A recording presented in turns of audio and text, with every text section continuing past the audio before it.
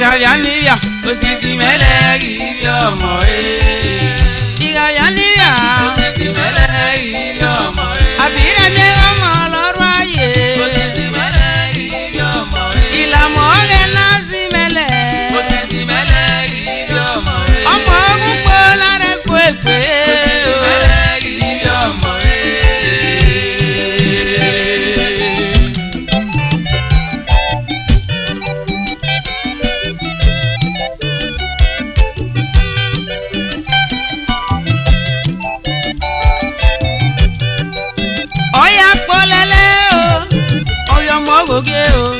Ono mi eche dano mo lora lo mi wo ke no te yo iyo pa melele o oyo mo goge o ono mi eche dano mo lora lo apono mi alo mi wa po o ya la ogeli yo agbo o ono mi eche dano mo lora lo apono so alo mi wa po o ya la ogeli yo agbo o Ngwa mi eche dano mo wura wagbono mi Eche na mi dano mo Wago boya no yo na gbona o Oga lete gulo mi gwegu ke yere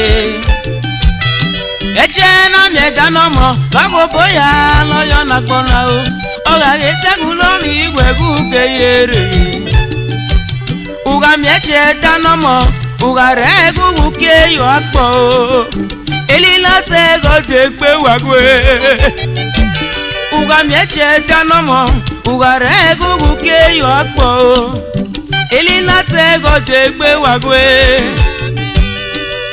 Elili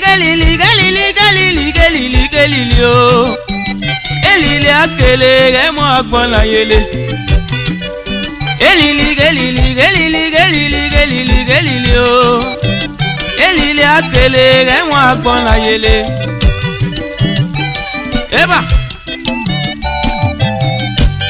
Igo no bi omo lo pa Igi loro mo yele o Agbopo e mo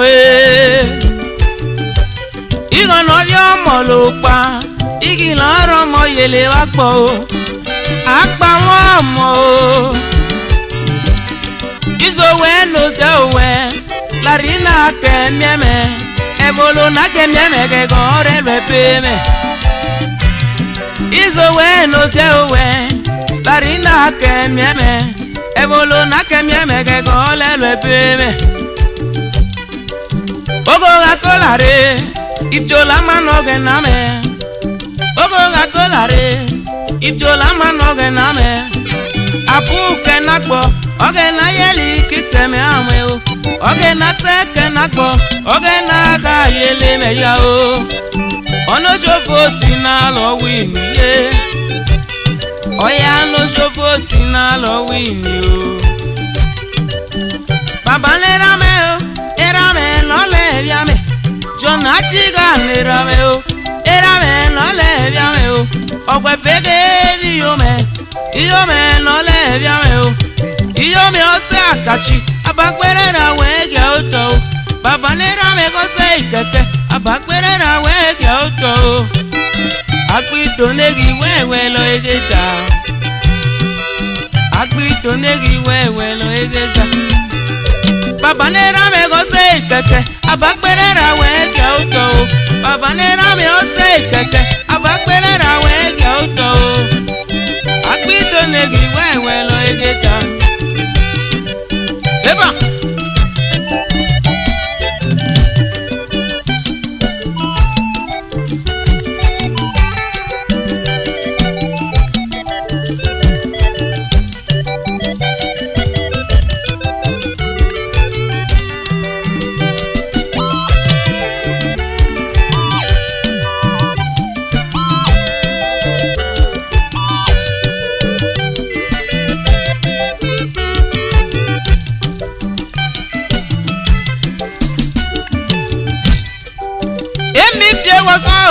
liragwe mi kwe gyame o emi fie woso liragwe mi omo me o ikwe gyame ka pe la mi ka eno ule mi ge la mi ka eno o mama lo po wo to iwe gi ikwe gyame o akpe la mi ka eno ule mi ge la mi ka eno ego lo po wo to e ma ku mi o ka bugwe akpe mama le fie lo kwe wo uloe mare kwere ema agumi oga bugbe esako le fielo pe ona o uloe mare kwere uga mo udebi tukele no so mi no ya o kaye la ge pelu reluwe wenu mo udebi o ukele no so mi no ya ye ga ye la ge pelu reluwe agbemi ade nomo aga agwa fuwo o agbemi ade nomo o agwa fuwo o agbemi ade nomo o ayoga agwa fuwo o agbemi ade nomo o agwa fuwo o ade nomo pato ora agwa fuwo ade nomo pato ora agwa fuwo ogo pade nomo ikaka ose pade nomo o pade nomo o ikaka ose pade nomo o ade nomo wele o baba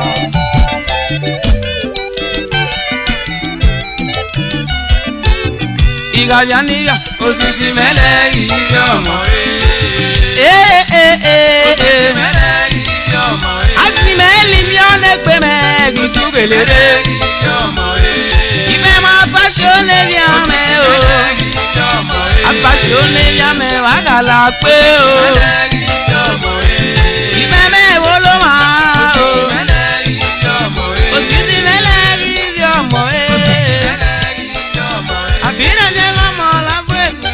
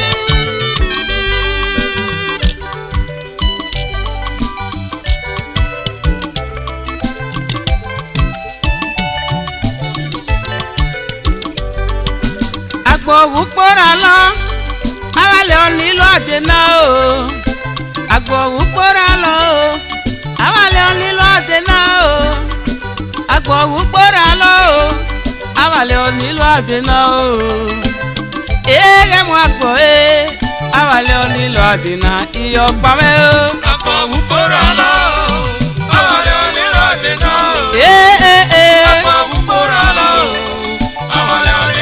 Imale negara le yego yo flora o. Asimeli mi o le gbe o. Ye. Iyo pa me ku o me o. Suwe lo ti me lo. Iwale o nilo adena o. Ye o.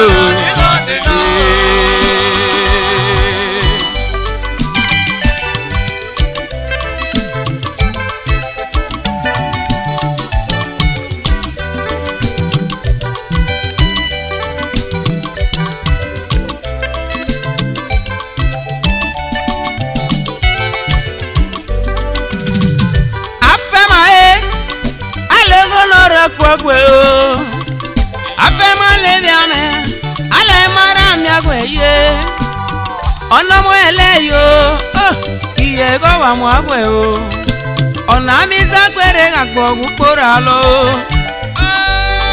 afasho le mi ame ale go lo re kwekwe o esa ko le mi ame ale mara mi agweye ona mo ele yo iye go wa mo agwe o ona mi zagbere agbo gupora lo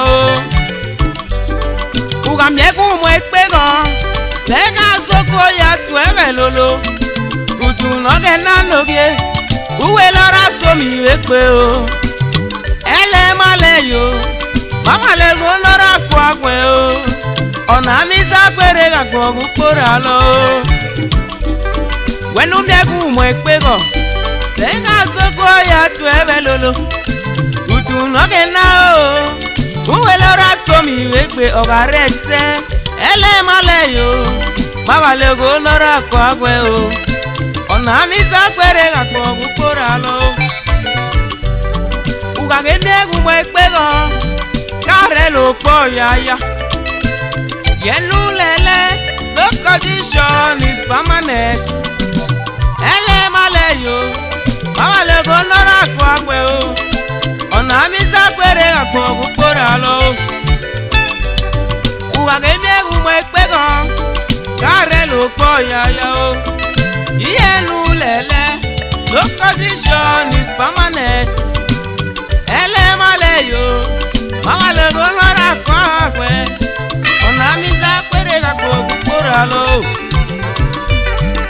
ira me go gbe mi me ome mo eroboju ogiga mo eroboju igaru do se gora keye igaro ye me yuge oto yege igane yege ewo ye me afuna soge na loge lagabuna serame o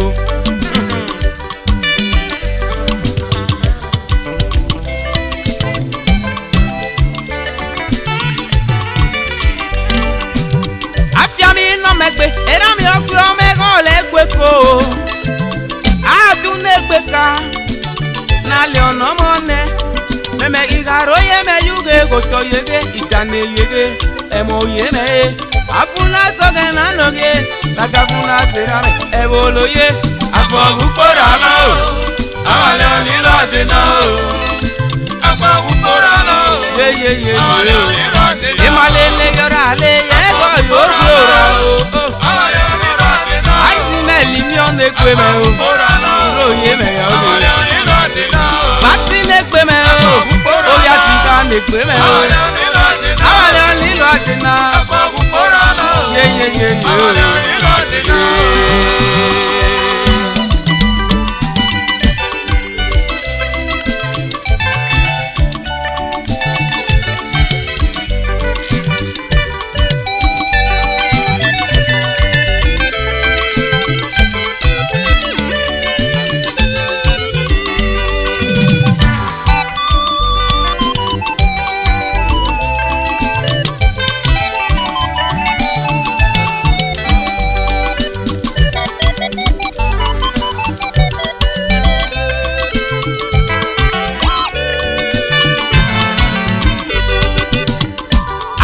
ye imole mire yawe ayale ngume maegbe iye gile wege na o umo umori ageme group of five yang ugi wailege imo emire ya ogele umori ageme o wagala gbe umori ageme group of five yang o imo emire ya lugele umori ageme lilege oh fayo setafo esatao nerame o anawi nerame era na sono tuna lelege umori ageme eya ni mebeme na la yo fayo setafo nerame o comrade mo adoro lolo mo me o oh general chairman yo ima lo mo me o David legoge o ena buja no mo me o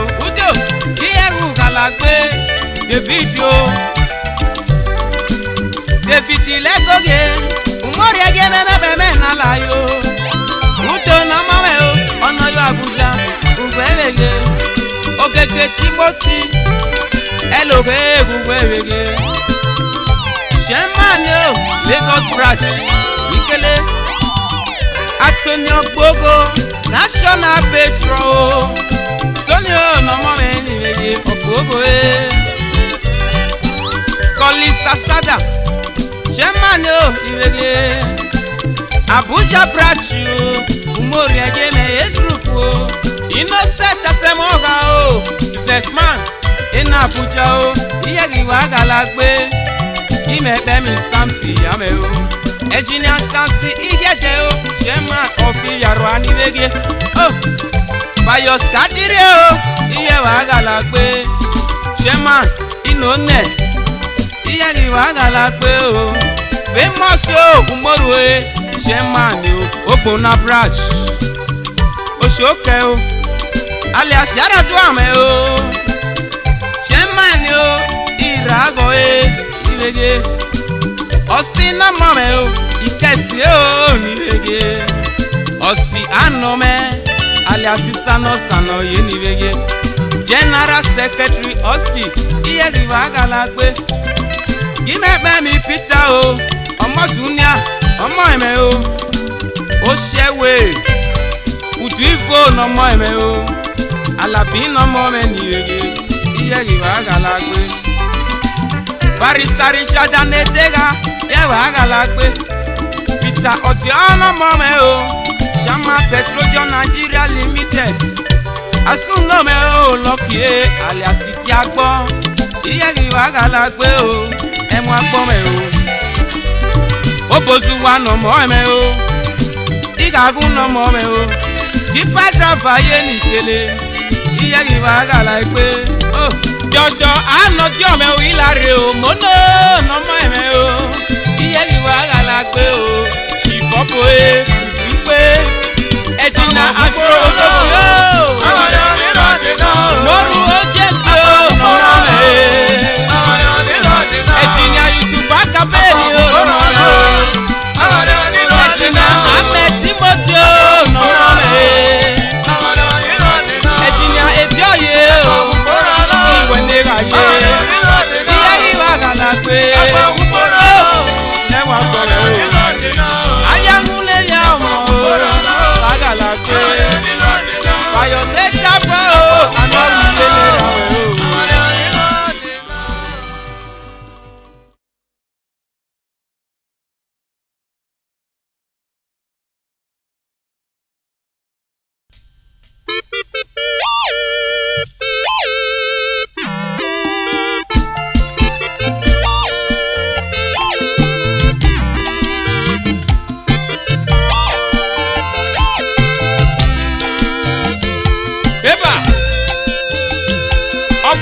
Well,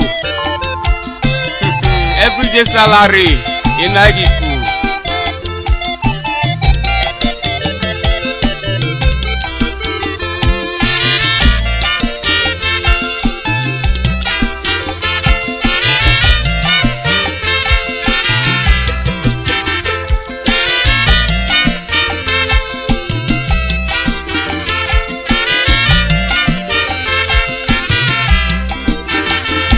Meli mi o le pe me, igo ye me ya oge. Ìjànà international superstar. ìròyé mẹ́yà òwe. Azimeli mi ọ di great yo. ìròyé mẹ́yà òwe. Ọ̀nà pé mi mọ̀ pé láyé ọmọ ẹ̀gọ́ mi mọ̀ mi o. My case is different, àfòsínú àpọ̀ rẹ̀ o. Ọ̀nà pé mi mọ̀ pé láyé ọmọ ẹ̀gọ́ mi mọ̀ mi o. My case is different, àfòsínú òye rẹ̀ o.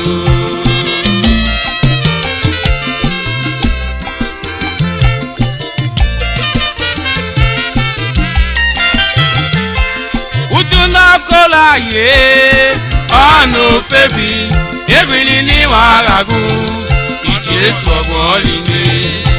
Ọ̀nùdúnakola ye ọ̀nà òfèbí ebili ní wàhálàgù ìjésù ọgbọ̀n líle. Wẹ́nu dọ̀ ya fígbé ùkúta lóru òdò ye. Ọ̀nùdú fígbé ọ̀dọ̀ àlóyòwé ọ̀rọ̀ pẹ̀lú ọ̀rẹ́ náà. Wẹ́nu dọ̀ ya fígbé ùkúta lóru òdò ye. Ọ̀yànùdú fígbé ọ̀dọ̀ àlóyòwé ọ̀rọ̀ pẹ̀lú ọ̀rẹ́ náà. Má ṣe mọ̀ re àgìlì kọ́ pàdánù dé.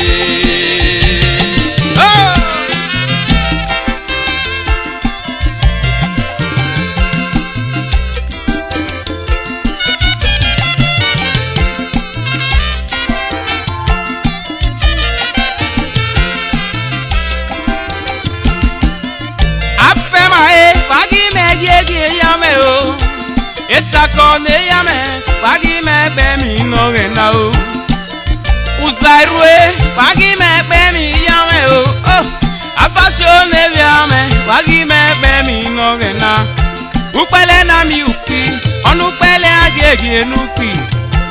Esakone yame, pagi me gege yame o. Upele na mi uki, onu pele agege nuki. Esakone yame, wagi me gege yame o. Emi pa bokola, leni rabole mai. Iye gona lo se yo, akpo me gokola nuko noge. Emi pa bokola, leni rabola ke. Iye gona lo se yo, akpo me gokola nuko noge. Ida no mo, ikeda nejo. Memi ikeda ni pagbe, iregbe wago yame o. Meme gita no mo, ikeda nejo. Ikeda ni pagbe, iregbe wago yame o. Ida na fe ma musicians. Adane gbe wele ore yalo. Irona dana wa e. Ida ne sako musicians. Adane gbe wele ore yalo. Irona dana wa e. Abami ogomo e. Iyo ami okwisa yo. Iru no gomo rwe waru no kwisa meme o. Eba. Iyagba kaba seti kaba yegere game. Iyagbe ogoro nwuwe o erame. Iyagba kaba seti kaba yegere game. Ibage ogoro nwuwe o erame. Ibo erame, iri erame giyugele. Erame owaye me gore omere ya giyere. Memi ibu uwomere, iri uwome giyuge. Uwome owaye me gore omere ya giyere. Ọ̀nà tẹ́gbọ́ bọ́ọ̀bì rẹ̀ yé. Èpè ń wúmẹ̀ o, afẹ́mà yé. Yóò wá gí mẹ́ gègé ya mẹ́ yé.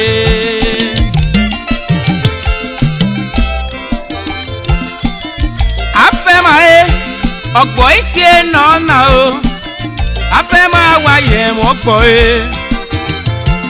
Ìsàkọ́lé ya mẹ́, ìyẹn ọ̀gbọ̀ ike nọ̀ọ̀nà. Afẹ́mà wáyé mọ̀ gbọ̀ o. Ọgbọ́n nìna yé, èmi máa yọ wá gbọ́. Ìyá mi lámì wáwẹ̀ oṣù lápẹ́ máa yẹ gbèrú mi. Ùgà tẹ́wọ́ náà gbọ́nà, àtẹ́wà gbọ́ lótọ̀. Ìyẹn akẹ́gùn lótọ̀ rẹ̀ lé. Àgàtẹ́wà gbọ́ e, àtẹ́wà gbọ́ lótọ̀ o. Ìyẹn akẹ́gùn lótọ̀ rẹ̀ lé.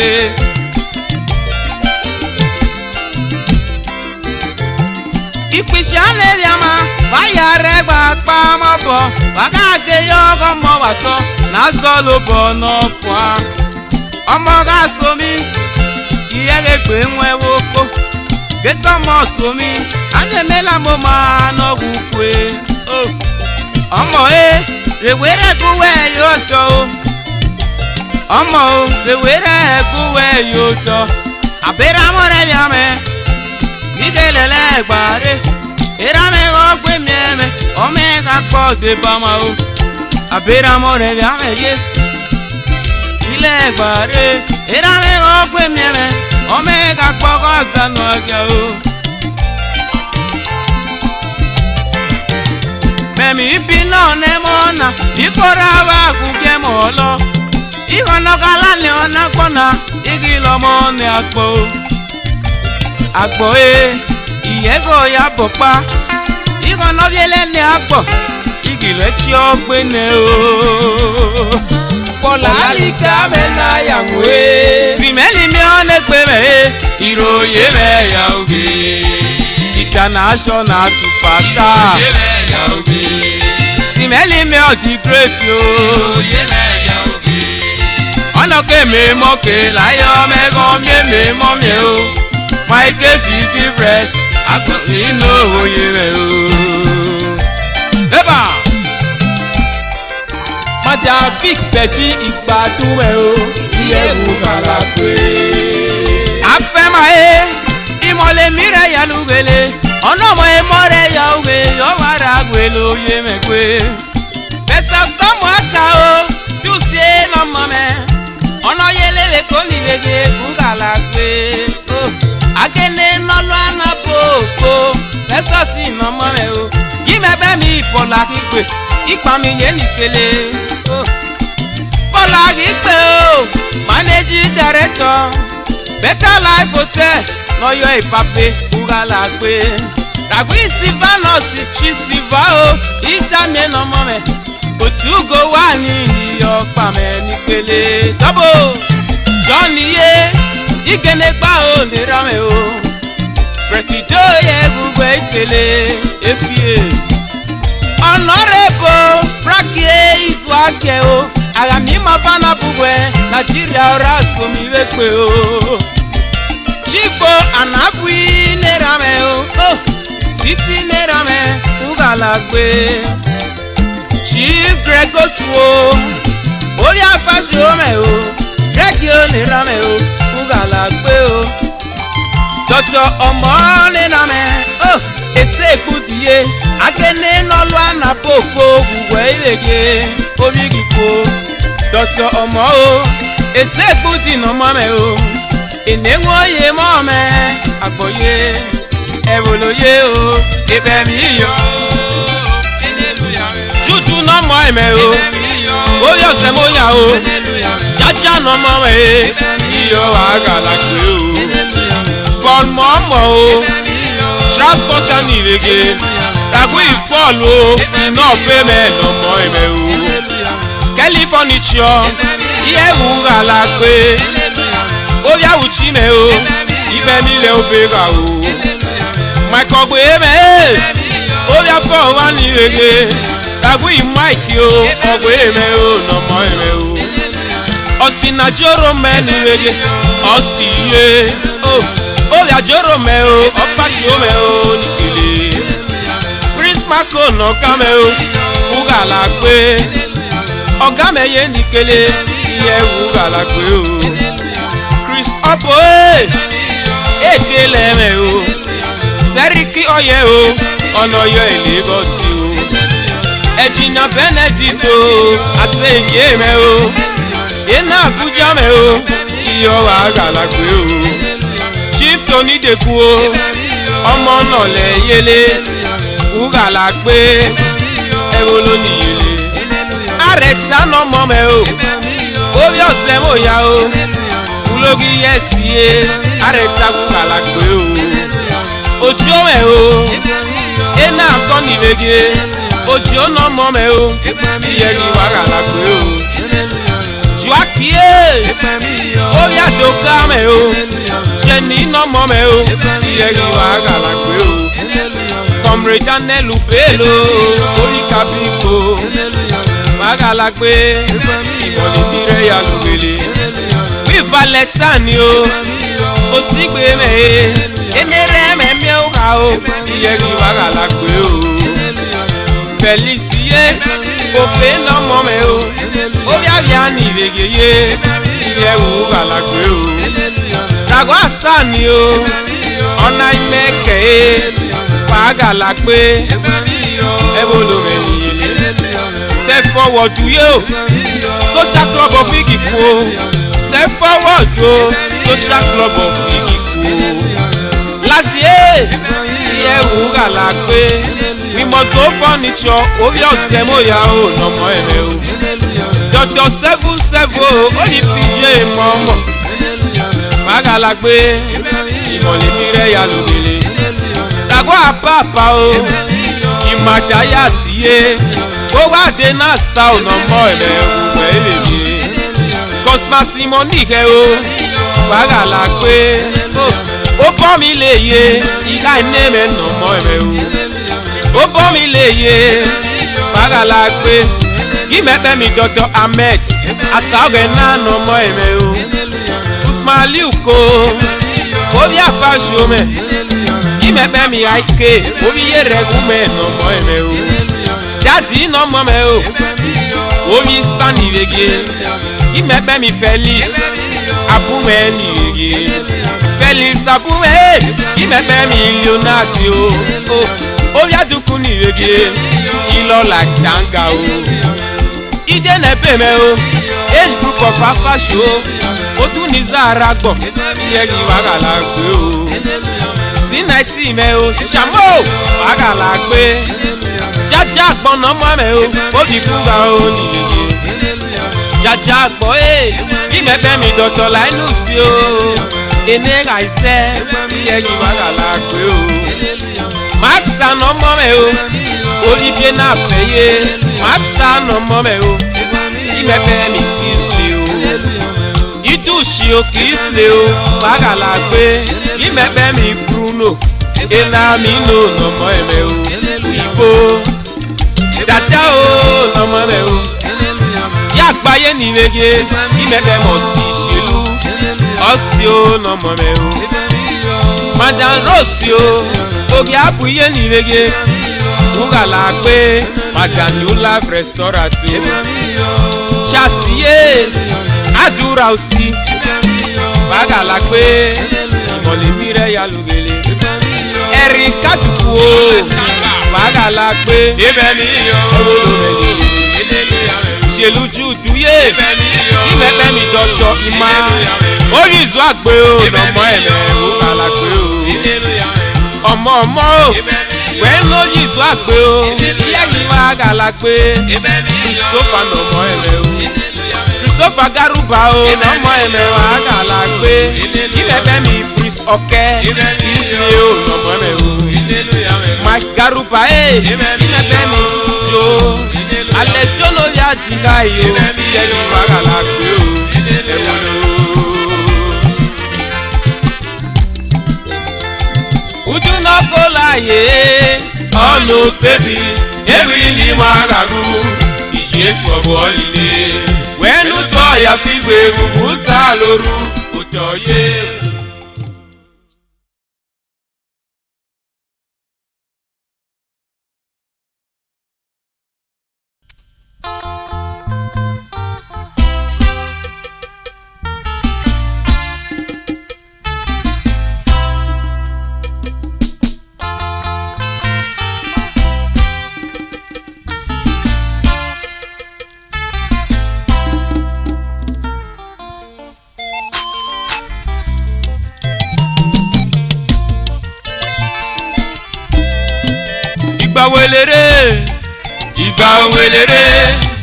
Ìgbà wẹlẹrẹ ìdálé mọ́rọ́ yé. Sọ̀ni Ọ̀yálúnà ìgbà wẹlẹrẹ ìdálé mọ́rọ́ yé.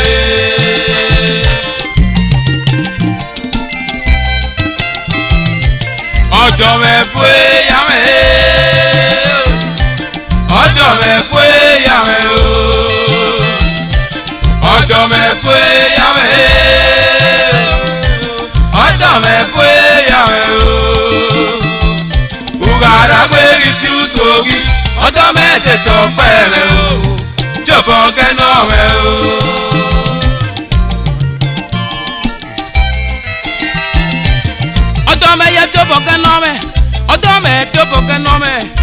no me to boge no me. Madam Precious. Oni ma gwe miegi ma mogbo. Ono ya gole. Odo me to boge no me ye. Oni ma gwe miegi ma mi male. Ono ya gole. Odo me to boge no me. Ine no me se mole olu na renele. Lore gbe hun no me. Odo me o fi obo me gbe. Ono re gbe hun no me o. Osose no bo no do me. Osose no bo no do me o. Osose no bo no do me. Osose no bo no do me o. Uga fi obo ge no me o. Upe mo do fo pe mo da me. Uyeli mi o pe mo do fo. Uyeli me o. O pe mo da me. O pe mo do fo. Uyeli mi o pe mo da me.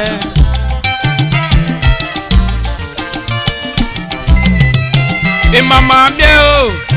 Ikwe jame. Uyo me mo tu uwe lo raso mi wepe. Uwe lo beso mi wepe o. Ake ye kwere.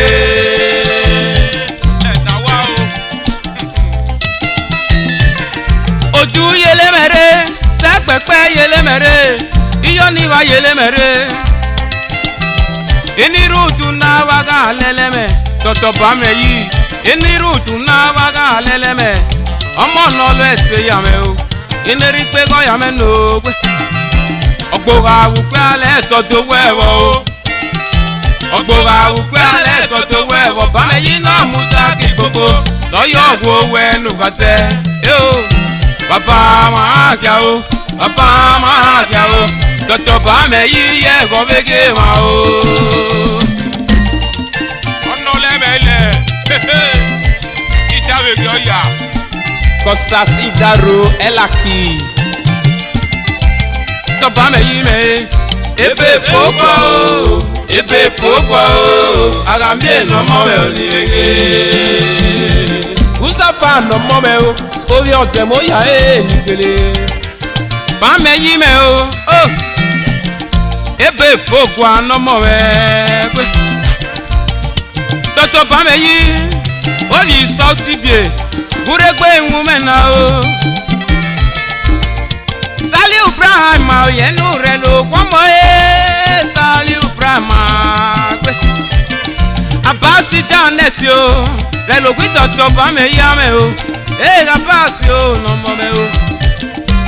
Mrs. Amida tiye, Mrs. Amida tiye, ba me yi u gala gbe. Hey, Mrs. Rashida tiyo, maja ba me yi enu re mo yalo ame.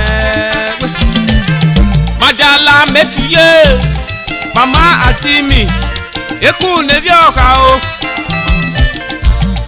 Alaji shaka o, ananige osatibie, ehera nobi omo we papa o.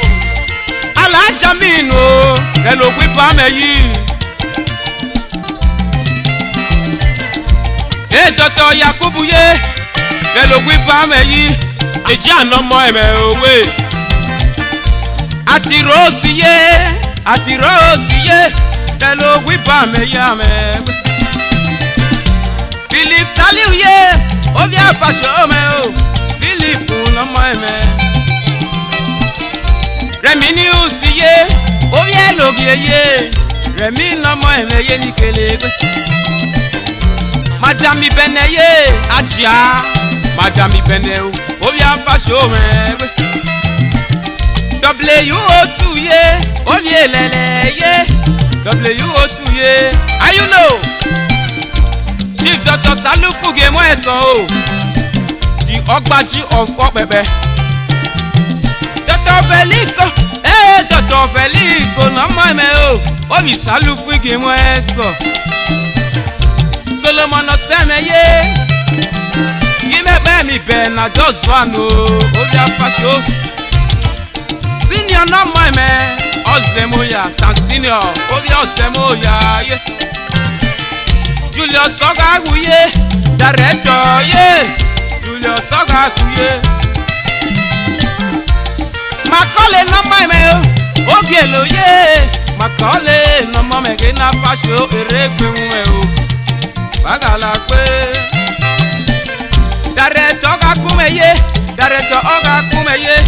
ga kume ko ya fo wa ni pele. Ogbora wupe ale so do wewo o.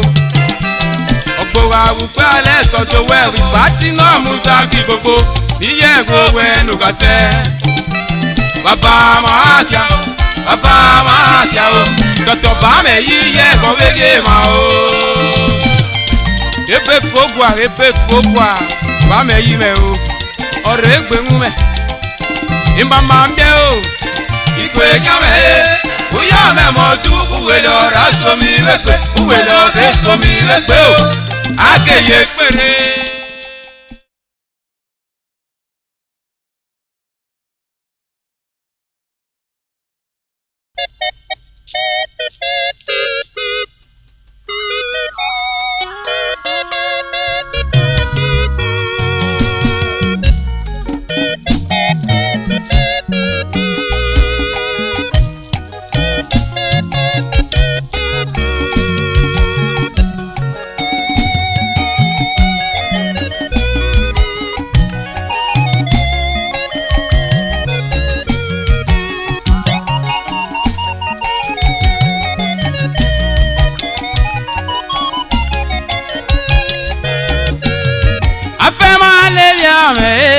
Wagi me fi mama o.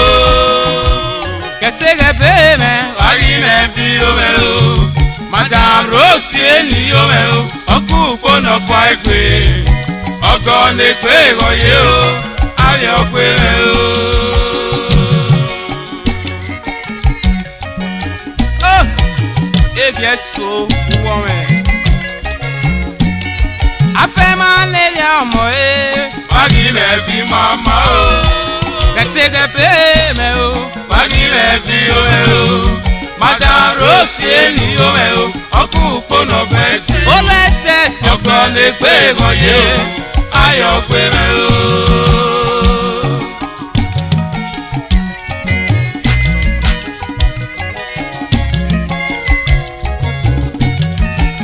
Madam Rosi Aruna eli o me o. Oh, egi so ni mama. Olo se si lo ikpe na o. Mama ni o me. Iyo me yes opure ye. Ogon le pe go yo wa o. Ali okwe me o. Ina okwa Iwale okwa ni na o. Oyo lo me. Lore me papo yo uso mi. Mama ni o me dolore. Agbele maro molu o. Ogon le pe go yo wa o. Abi okwe me o. Igara degwe. Iye gogwe goro eme. Igale male. Emale yege timele o. Iga yo akanya o. Yega kanyo yo me o bo. Oh, mama ni yo me dolore. Abi okwe me. Iye gara yebo. Madaro sabto lamba no tenivia. Madaro so yuma. Owa de yeri ape o. Oh, orire kwe gona o. Iyo me dolore. Ogone kwe go yo wa o. Abi okwe me o. Madaro si ye. Ole sesi no ya fasho. Iyo me ye dolore. Tagwele maro molu. Oh, mama li yo me fare. Tagwele maro molu we. Ogone kwe go yo wa o. Abi okwe me. Abu wi biare yo akpo. Oyo le re lo wi biakwe. Kenure biare no avia. Ujani bia ya e. Oh, iyo me dolore. Tagwele maro molu we. Ogone kwe go yo wa o. Abi okwe me o. Afe ma le bia me. Wagi me fi mama o. Kese gepe me. Wagi me fi o me o. Madam Rosi eni o me o. Oku pono kwa ekwe. Ogo ne kwe goye o. Aye okwe me o. Era ma sesi na so me ke ye go bete o. Ogo ne kwe goye o. Aye okwe me o. Agui Manuel, oya re go go bete o. Ogo ne kwe goye o. Aye okwe me o. Area manager, Jifo esi ye ni kele. Ogo ne kwe goye o. Aye okwe me o. Agui Christopher o, oya re go go bete o. Ogo ne kwe goye o. títí ẹ̀rọ gèfè eyẹ̀fẹ̀. ọkọ̀ lè pé ìrọ̀yẹ́ o ayọ̀ pé rẹ̀ o. Americana Americana Americana gèfè. ọkọ̀ lè pé ìrọ̀yẹ́ o ayọ̀ pé rẹ̀ o. Franco ye Aruna iye gèfè o. ọkọ̀ lè pé ìrọ̀yẹ́ o ayọ̀ pé rẹ̀ o. Ragui Tony Anthony gèfè. ọkọ̀ lè pé ìrọ̀yẹ́ o ayọ̀ pé rẹ̀ o. Joy Aruna Joy ye gèfè. Ọ̀ṣọ́ṣì o. ọkọ̀ lè pé ìrọ̀yẹ́ o ayọ̀ pé rẹ̀ o. Ragui Celestine ye gèfè o. ọkọ̀ lè pé ìrọ̀yẹ́ o ayọ̀ pé rẹ̀ o.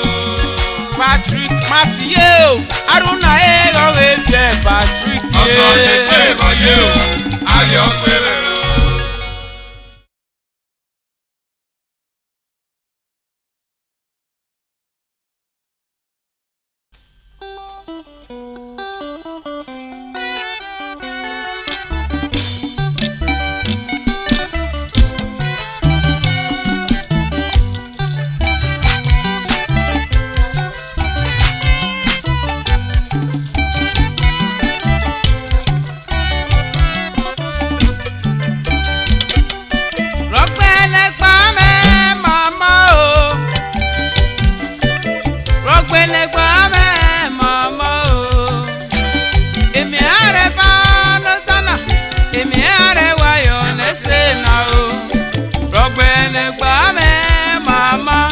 Metu ige seme.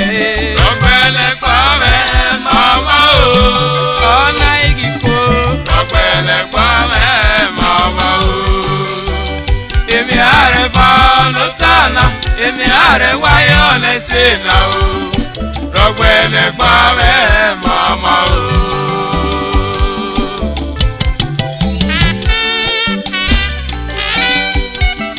Ọ̀tọ̀ mẹ́gbẹ̀gbẹ̀ màmá o. Ọ̀tọ̀ mẹ́gbẹ̀gbẹ̀ màmá o. Iyo mẹ́ nígbà yé ya. Iyo mẹ́ kọ̀ yé lé mẹ́ àmọ̀ e. Màmá nígbà yé ya. Iyo mẹ́ kọ̀ yé lé mẹ́ àmọ̀ o. Abali rọ̀nà gíà o.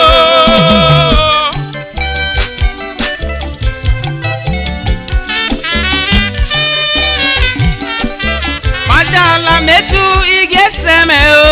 Ọ̀nà gipu. Màmá ní ọmọ ẹ̀gọ́ndọ̀rẹ́ kì í fẹ́ fẹ́ o. Òmẹ̀mẹ̀ ọyọ́ ni mẹ́rọ̀ láyé lẹ́rẹ̀ òmẹ̀mẹ̀ wá. Ẹ̀ka pọ́nú mẹ́ta làwọn sóòlà gbé. Ẹ̀gúnwẹ́ náà lábà gbàkányá. Ó gbogbo ẹ̀mí ẹ̀ làgàkányá ọ̀tọ̀ yálé. Ẹ̀gúnwẹ́ náà lábà lè má lè màmá o. Nàrẹ́ mi kàlẹ́ kẹ́ nọ́mọ̀. Uwe na laba fiola ma o. Nogena re wayola ma o mama o. Omeme owu wala boga bola ime. Makige sẹ́mẹ̀. Ọdún lọ gbányẹ̀. Ọgbẹ́ra yọ so. Ọdún àmẹ́gbọ́bọ̀. Ọ̀gìlárí ọmọ e. Omeme owu wala boga bola ime. Ọdún lọ gbányẹ̀. Ọgbẹ́ra yọ so. Ọdún àmẹ́gbọ́bọ̀. Ọ̀gìlárí ọmọ e. Mandala metu ige seme o donore. Ibi anuku yo agbo ye gege bie o. Oshoga mele ye go bie o. Ige seme. Ami osino oge bie o. Ami osino aliyu oge bie o. Oh, ezi mele go bie o Sunday ye o. O meme wa mi o bie o. Homeboys chama. Makige seme iye go bie o. Oh, oshoke ye go bie o. Ige seme. Asaya yo wa go bie o. Ige seme. Iye gi baga la pe. Oh, aya lera re gbé fún ọmọ o mẹ̀mẹ̀ wá lé ọyọ́ ní bẹ́bẹ́ bí wọ́n nà lọ yọ̀tọ̀ èsè ìkúdì nà mọ́ ìmẹ̀ o. ọmọ náà lọ́wọ́ náà búgẹ̀ gbé. dọ́tọ̀ èsè ìkúdì bàgà la gbé ọ̀nà sí àrùn wọn yẹ̀gẹ̀ balẹ̀ jẹ́mbó Michael ena olele condos isano mome yego pare Condos. Sabino yego pare Pancho oyinbo rare pe gbomo o rogbene pa me mama me o mada Christiana yenu penye fie wa lore ye visiti ọgbẹ́ mọ́ títí Juliet ọgbẹ́ èjẹ́ o mama mẹ́rin àmọ́ èjẹ́ bàrẹ̀ ló mú mẹ́mẹ́ yẹ o bàmí yóò lọ gbé wọn wọ́ o.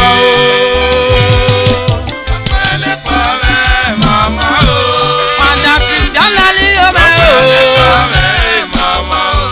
Lucky Juliet mama mẹ́rin àmọ́ bàrẹ̀ ló mú mẹ́mẹ́ yẹ o àpò.